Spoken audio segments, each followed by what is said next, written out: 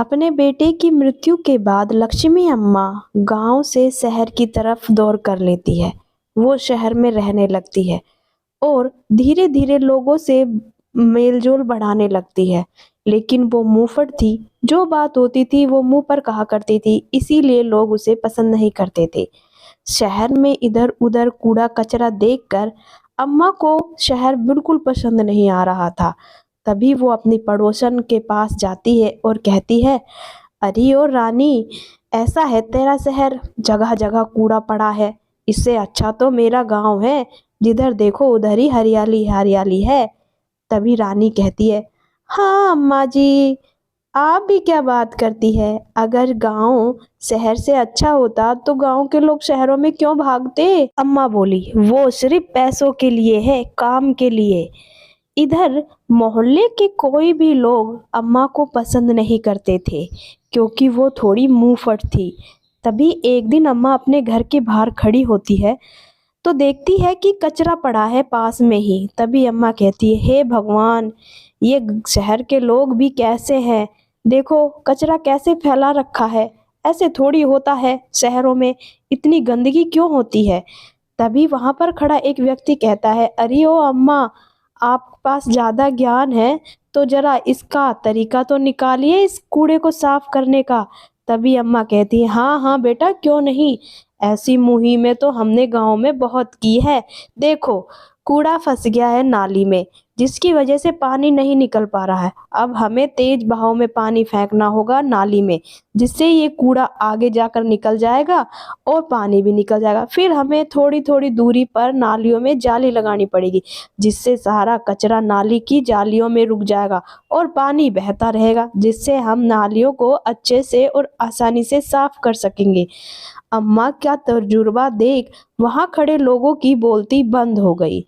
तभी एक दिन अम्मा अपनी पड़ोसन से खड़ी होकर बात कर रही थी।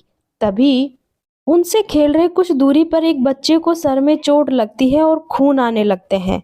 उसकी चोट देखकर पड़ोसन बहुत ज्यादा घबरा जाती है और कहती है, अम्मा, उस बच्चे को देखो कितनी चोट लगी है, हमें उस बच्चे को जल्दी से डॉक्टर के पास ले जाना होगा। तभी अम्मा कहती है, नहीं नहीं, उससे पहले हमें इसे हल्दी का पानी लगाना होगा, जिससे उसका खून बहना रुक जाए। अम्मा की बात सुनकर पड़ोसन कहती है, अम्मा, यहाँ पर आपका तजुर्बा नहीं चलेगा, हमें इसे डॉक्टर के पास ले जाना होगा। पड़ोसन बोलती ही रहती है, लेकिन अम्मा उसकी एक नहीं सुनती और भागकर घर के अंदर जाती है और एक कटोरे में हल्दी का पानी लेकर आती है। हल्दी का पानी लाकर बच्चे के सर पर लगाने लगती है, जिससे बच्चे का खून रुकना तो बंद हो जाता है और उसे थोड़ा आराम भी मिलता है। तभी वहां पर उस बच्चे की माँ आ जाती है। जब वो देखती है अम्मा उसकी चोट पर हल्दी का पानी लगा रही होती है, तब कहती है, हटिए अम्मा जी, आपसे तो मेरा बच्चा हॉस्पिटल तक भी नहीं ले जाया गया और पता नहीं ये क्या इसके सर पे लगा रही हो। देखो जरा कितना खून बह रहा है, मैं खुद ही अपने बच्चे को हॉस्पिटल लेकर चली जाऊंगी।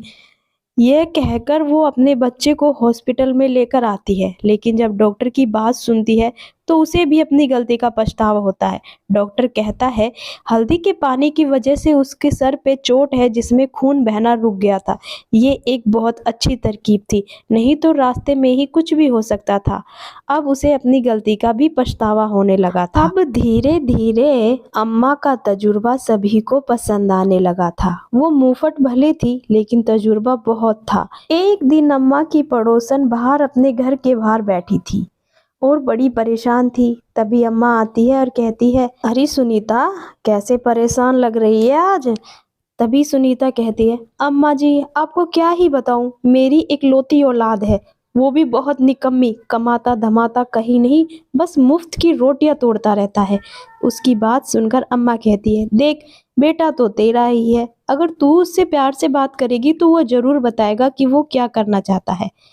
अम्मा की बात सुनकर सुनीता कहती है, हाँ अम्मा जी, आपको तो बड़ा तजुर्बा है इस बारे में, आपकी तो कोई बेटा भी नहीं है। तभी अम्मा को ये बात कहीं ना कहीं खटक जाती है और वो कहती है, ठीक है, मेरा काम तुझे सलाह देना था, मैं चलती हूँ।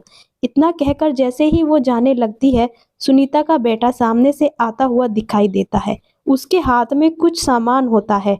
सुनीता उसे देखकर ही गर्म हो जाती है और कहती है, क्यों रे निकम्मे, कहाँ था सुबह से? इधर उधर बस फिरता ही रहता है। घर का कोई ख्याल है या नहीं?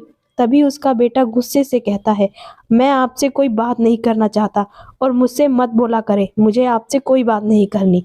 इतना देखकर सुनीता कहती है, घर के अंदर ही जुबान लड़ाता था, अब तो लोगों के सामने भी मेरी बेइज्जती करने लगा है। उनकी तेज तेज आ रही आवाज को सुनकर अम्मा वापस आकर उसके बेटे से बात करती है।